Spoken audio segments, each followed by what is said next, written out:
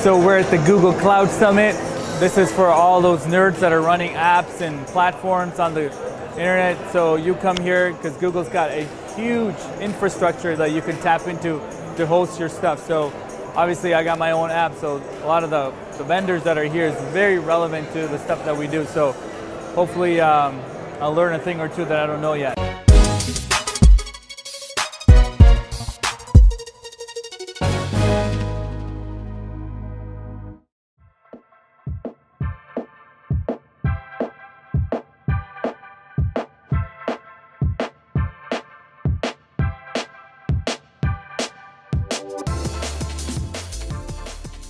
For those that don't know what Google Cloud Platform is, I'm very familiar with it. I'm a nerd, techie, I understand.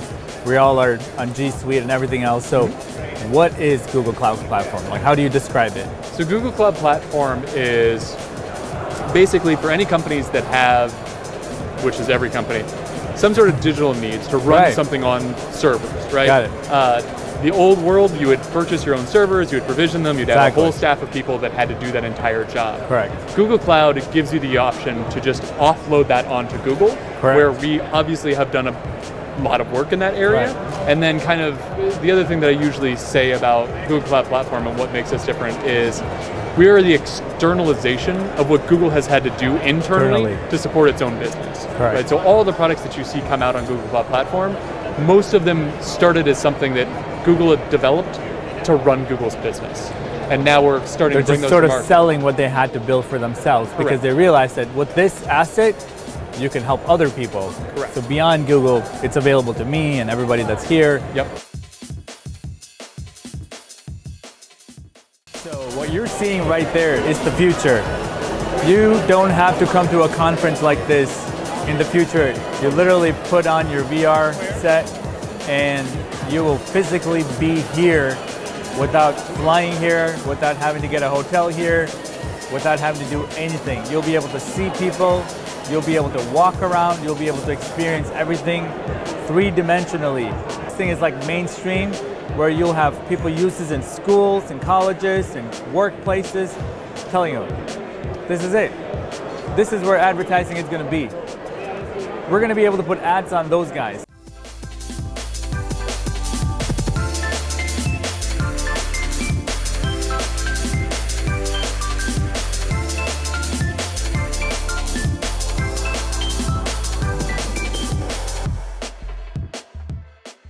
So Jeremy, tell me what you do at Google. Yeah, so I'm part of the Google Maps Partner Network. Our role is to work with the Google team to help scale solutions, take customers' ideas, their data, and really bring and leverage insight out of location intelligence. Got it. You know, we integrate with Google Maps. We have tons of little widgets in our app that we use Google Maps.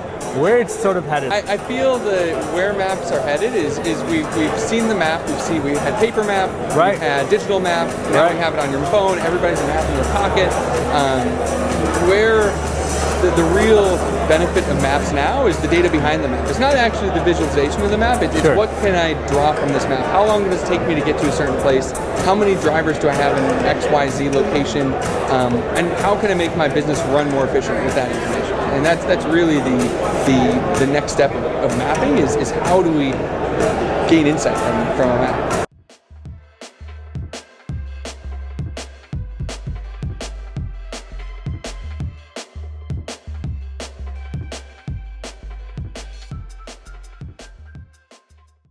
Hey Charles, nice to meet you, my man. So tell me what you do at Google. I'm a solution architect here. All right, cool. Tell me about this whiteboard thing. What are you guys trying to do? Because it looks really cool. Yeah, so the whiteboard we have is actually our fridge architecture. Okay. So imagine coming up and trying to understand our technology for the first time, looking at a fridge and being able to move around individual components like you would on any fridge. Yeah. Got it. So I'm particularly interested in AI and ML and all these things, machine learning for those of you who don't know. Tell me what is possible today and where are these companies, what are they taking advantage of? Maybe a little bit about the future, because I know it's way ahead of the future anyway, so. Sure, let me talk about two different things. Sure. The first of which is our machine learning APIs. Got it. These are pre-built models that we offer to our customers that simply are available via API call.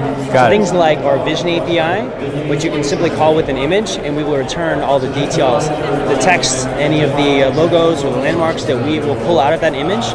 So we will also do something called NLP API, right. natural language processing. Pull right. out that data, those entities, those sentiment, and the velocity of that sentiment higher or lower as far as the text that was applied. So those are APIs.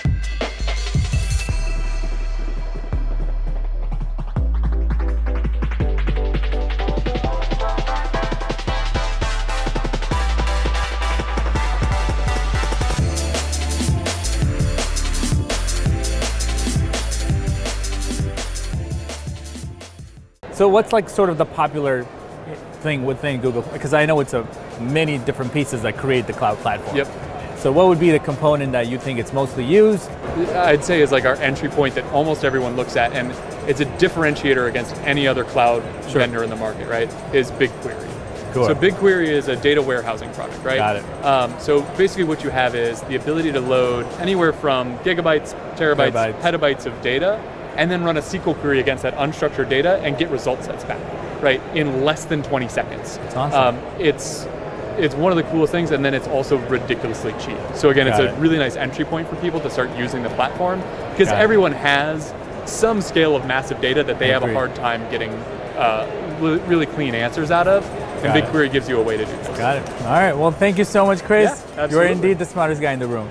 Not true, but thank you.